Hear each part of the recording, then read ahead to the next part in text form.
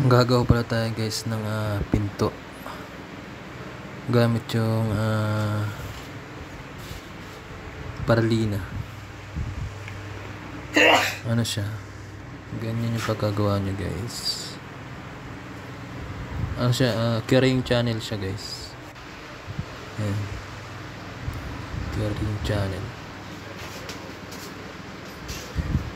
Ayan, ilagay natin siya sa sa hamba para swak na swak yung sukat niya guys.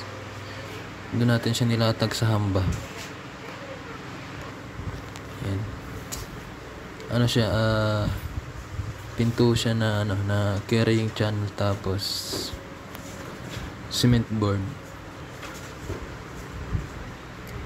Ayan, bagong idea yan guys kung wala kayong pambili ng pinto.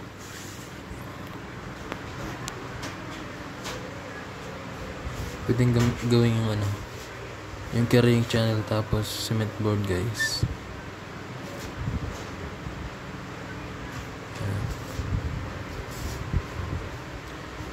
Nilagyan natin siya ng screw, yung black screw. Yan, uno lang gamit ko dyan.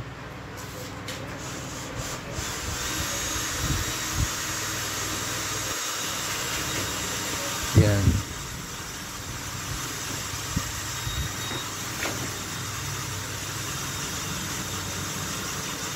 Ayan, dahan-dahan sa pag-screw guys, baka yung daliri natin may screw dyan. Ayan, pag nag-screw kayo, dahan-dahan lang. Alala lang sa barena.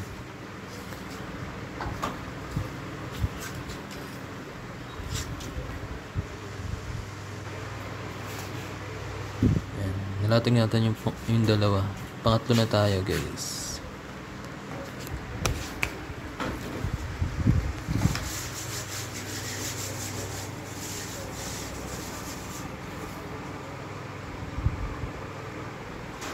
Paisa sa yung nilatag natin dyan guys.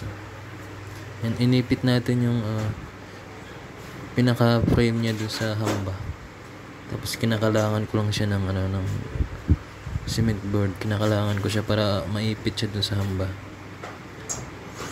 Yan, para pagka yari guys, sakong sakto na siya sa mismong hamba.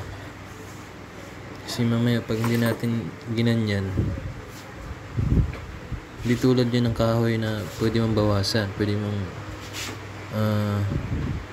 paitin, pwede mo siyang tawag doon,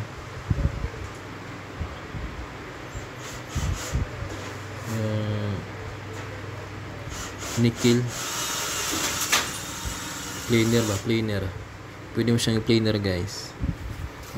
Yan kasi yan, carrying channel yan, bakal yan.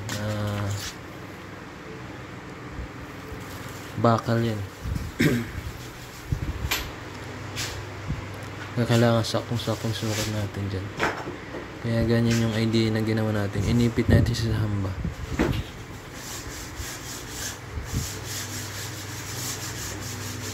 Ayan, para lang naman yan sa mga guys, yung mga wala pang pambili ng pinto. Parang lang ba, yung tawag natin dyan, yung pangsamantagal. Yan, pansamantagal yan. Habang wala pa tayong pambili ng bita. Mga retaso lang yan guys, mga retaso lang yan ng mga yung ginawa nating kwarto. Na pinagtabasan lang natin yan. Tapos yung natirang carrying channel, yung ginawa nating frame guys. Dahan-dahan lang tayo para sure ball yung sukat guys.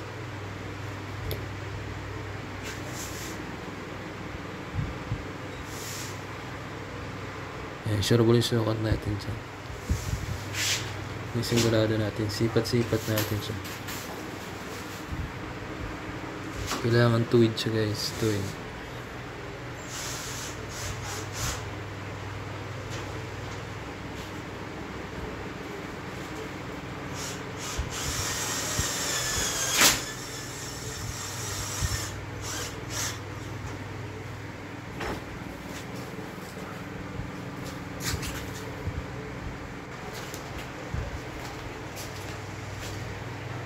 Yes, pang-5 na tayo guys. Pang-5 na.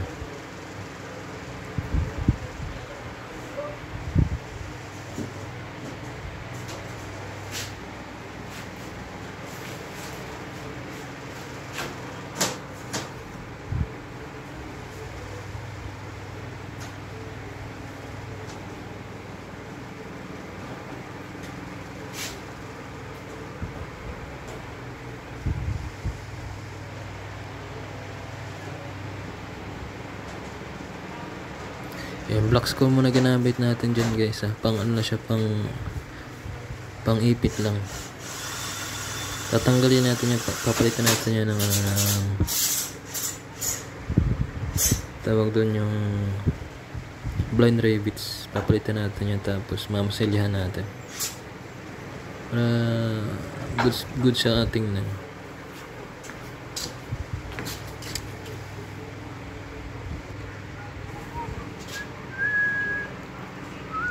Ayan guys, yari na yung pinto natin. Lalagyan natin siya ng bisagra.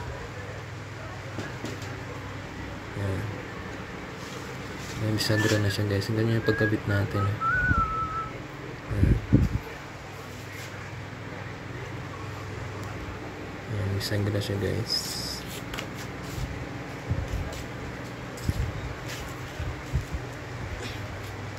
Ayan, kakabit na natin siya.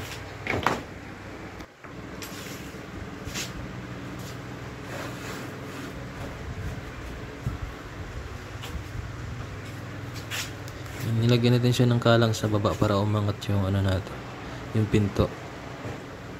Dapat sa baba siya may space guys. Nilagyan talaga natin, sinadya natin yan na meron siyang space sa baba. Tapos sa taas yung may allowance lang siya mga 1 mm. Pero sa baba niyan may space yan na dapat mga 5 mm, mga ganyan. Kasi pag naglagay kayo ng doormat, hindi masasagi yung doormat guys.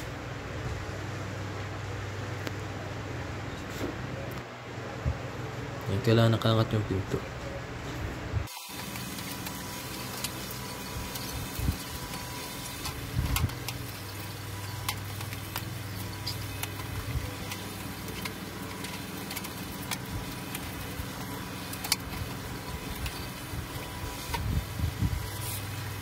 Yan guys, screw muna siya tig-isa. Tig-isa yung screw muna. Dapat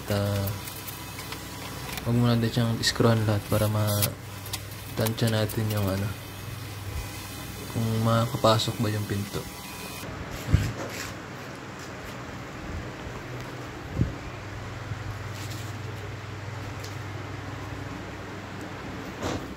Yan, okay na siya guys. Pumasok na yung pinto natin. Yan. Lapat na lapat siya guys ha. Ang ganda ng pinto natin ha. Ano lang siya guys ha. Cement board lang yan ha. Hindi yan plywood guys. Yung mga pinagtabasan lang natin yan ng ng ginawa nating kwarto. Ayan ha. Ang ganda niya na guys. Ganyan ang diskarte guys. Ayan. Black screw muna ginamit natin. Papalitan natin yan ng blind rivets. Ayan. Pwede siya mas pang samantagal guys. Kung wala ba kayong pambili ng pinto. Pero kung meron yung magagandang pinto, pwede natin palitan yan.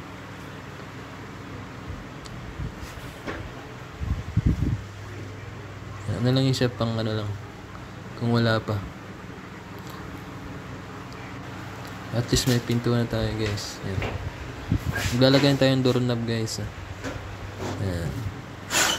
Lalagyan natin siya ng doorknob.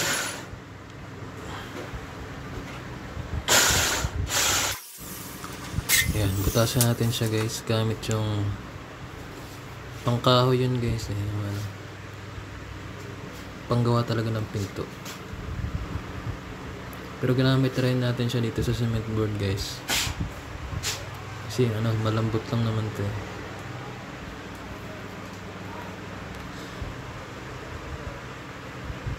Pampinto talaga yun. Yan yung sukat natin. Yan.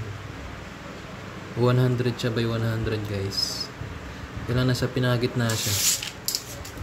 Nasa pinagitna ng pinto yung doorknob natin. 60 naman siya sa sa gilid. Pag sa gilid yung sukat natin, 60 siya. Yan. Butasin natin siya sa kabila. Yan. Malambot lang kasi yun guys, kaya okay lang gamitin natin yung ano. Pero pampapurol yan guys, hindi siya ano yun. Cement board yan. Posible nga purol yung ano natin dyan, yung pang kahoy na pambutas. Yan, ito naman yung butasan na naman natin yung ano guys, yung, para dun sa pinaka doorknob na sa gilid. Yan, butasan natin siya gamit yung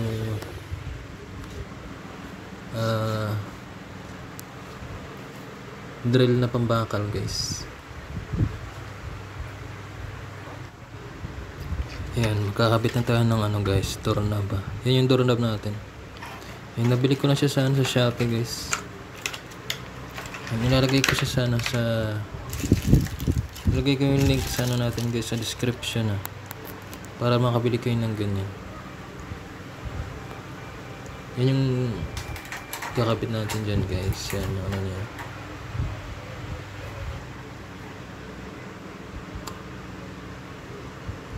Yan, tapos butasan natin siya ng ano, drill bit. Yan. Yan guys. Gamit yung lapis, ano natin siya. Guguhitin natin yung bilog doon para doon sa butas. Yung paglalagay ng doorknob guys. Yan. Ginuhitin natin yung ano, bilog. Yan. Diyan papasok yung ano natin, doorknob guys. Yan yung discarding malupit natin dyan guys. Yan yung pinaka-discarding malupit. Yan, technique yun guys. Yan, dyan papasok yung ano natin, doorknob. Ganun lang kasimple yan guys. Guhitan nyo lang. Ilapat nyo lang yung pinto, tapos guhitan nyo. Yan. Butasan na natin siya. Yan. Pampinto talaga yun guys, yung pambutas na yan. May nabibili rin ganyan guys sa Shopee. Ilalagay ko rin yung link guys. Tingnan nyo na lang sa description below. Shopee ko rin nabili guys. Meron din sa hardware ano. Ay, sa hardware pala nabili yun guys. Pero meron din sa Shopee no? Mas mura sa Shopee guys. Yan yung lalagay natin dyan. Yan. Tapos i-screw natin yan. Yan. Para hindi na natin kailangan mag-ukit-ukit. Ganyan lang kasimple guys. Yan, i-screw natin siya. Yan. Higpit na lang natin. Yan, okay na siya. Yan, yung doorknob natin. Kakapit na natin yung doorknob natin guys.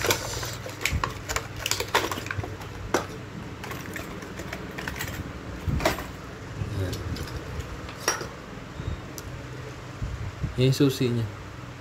Yan, para matanggal yung doorknob natin.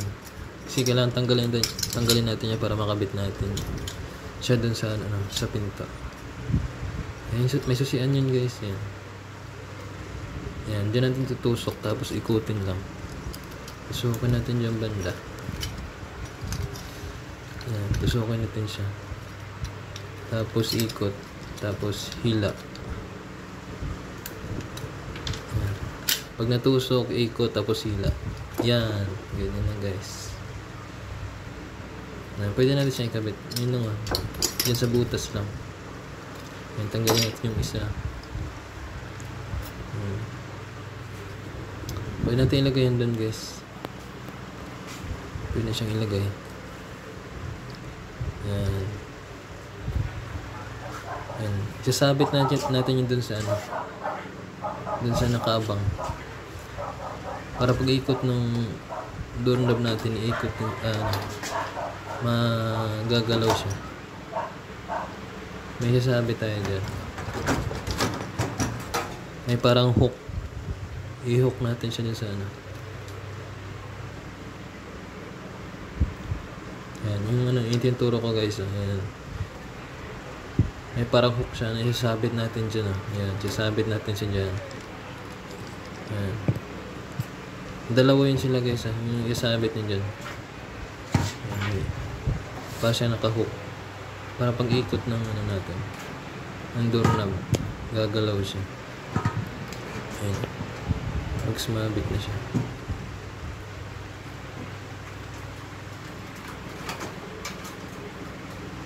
Yan.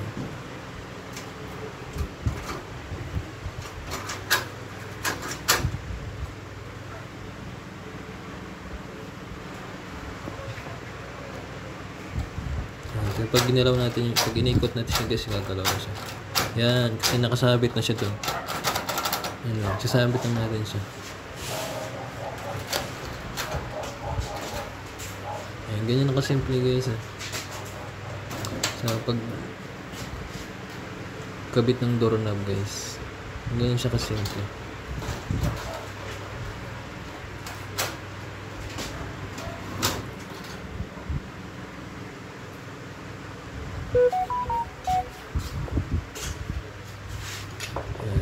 Ngayon, nalagyan natin yung kanyang pinaka-lock doon. Yan. Yung dalawang screw na yan. Tapos, yan, yung kulay gold na yan. May pang lock doon sa ano natin. Para hindi gumalaw yung doorknob natin.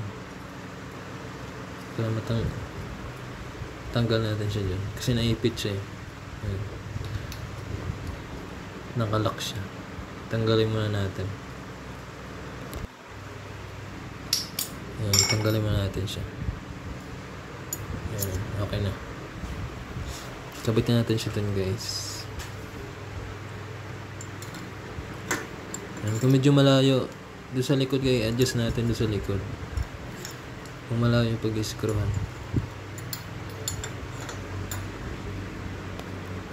ikutin natin yung doon sa likod para umabot yung screw natin.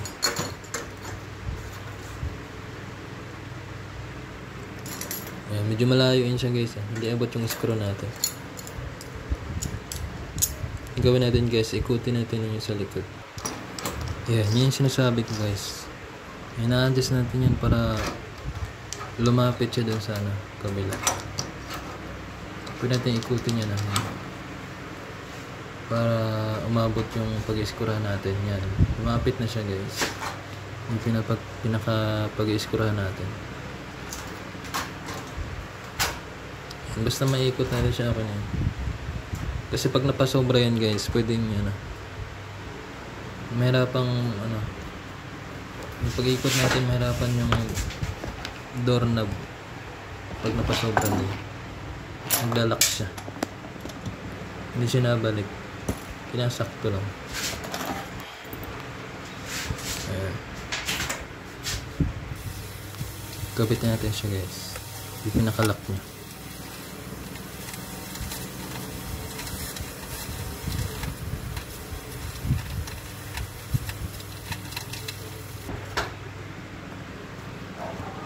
Pwede kayong gumamit ng screwdriver dyan guys para matansya nyo yung higpit kasi pag napasobra din natin siya. Baka masira yung doorknob natin.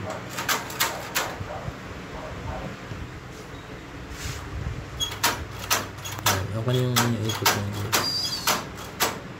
Kasi pag napasobra dyan pwedeng hindi bumabalik yung natin, doorknob. Ayan. Lalagyan natin siya sa yan. Cover yan guys. Yan. Ilalak lang natin siya dyan. Yan, nag-lock yan. Tulak lang natin. Yan, ganun. Yan, tulak lang. Yan, okay na. Yan, nakakapit na siya guys. Nakalock na siya. Yan, hindi na siya matatanggal. Tatanggal siya pagka yung sinungkit natin siya. Yan, yun yung pinaka natin, ikutan. Yan, may groove yan guys. Ilalagay natin doon sa parang may kanal. Yan, may groove dyan, yung bilog na yun. lalagyan natin sa may kanal. Yung kanal na yan. Ayan. Diyan natin siya ilalagay. Tapos tulak lang. Ayan. Tulak lang. Yan, gano'n na. Tapos hindi na siya, nakalak na siya guys. Yung pantanggal niya yung susi guys. Huwag nyo iwawala yung susi guys. Yung pantanggal dyan. Yan yung kailangan retiran. Basta may pantusok tayo doon. Tatanggal naman yun guys. Yung tinuro ko kanina, yung pantusok. Susi. Ayan, okay na siya guys Goods na yung ano natin, doorknob. Yun Ayan, may lock na tayo guys. Okay na. Goods na goods siya guys. Ang ganda ng ang ganda na lapat ng pinto natin guys. Goods na goods siya guys. Ayan. Try naman natin yung susi niya guys. Kung gumagana yung susi niya.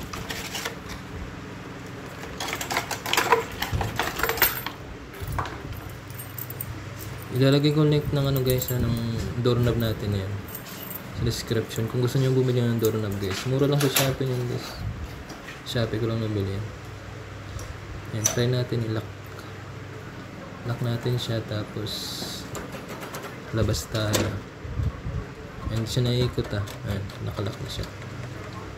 Ngayon buksan natin siya gamit ang susi guys.